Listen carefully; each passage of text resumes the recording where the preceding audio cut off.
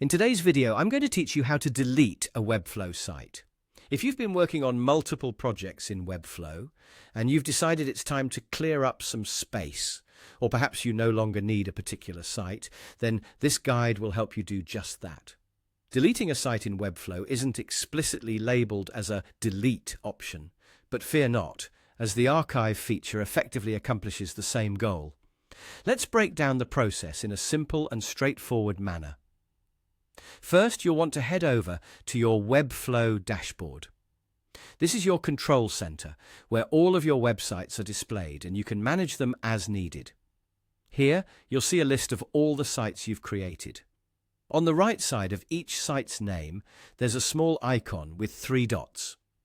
This icon is crucial for accessing additional options for each site. When you're ready, go ahead and click on that 3-dot icon next to the site you wish to delete. Although it might seem a little odd at first, don't worry about not seeing a delete button, because it doesn't exist in Webflow. Instead, Webflow uses an archive feature to manage unwanted sites. This archiving process will essentially remove the site from your active dashboard view, maintaining your workflow's simplicity and organization. After you click on the archive option, a prompt will appear.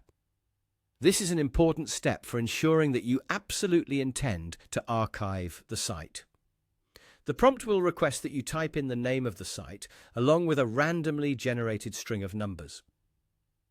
This additional step is in place as a security measure to prevent accidental deletions, ensuring that only sites you truly wish to discard are archived.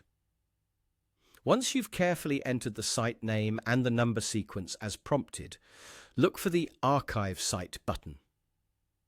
Click on this and you're all set. At this point, your site has been archived and you've successfully cleared it from your dashboard. By following these steps, you maintain control over your Webflow projects and keep your workspace organized. Remember, the archive feature effectively removes the site from the immediate view, but it still exists in your system should you ever need to restore or access it in the future. This process serves as both a practical and secure way to manage your Webflow sites without the fear of permanently deleting something you might need later on. Thanks for tuning in, and I hope this guide has made it easier for you to navigate Webflow's features. If you found this information helpful, make sure to check out our other videos for more tips and tricks on managing your Webflow projects. Have a great day and happy designing!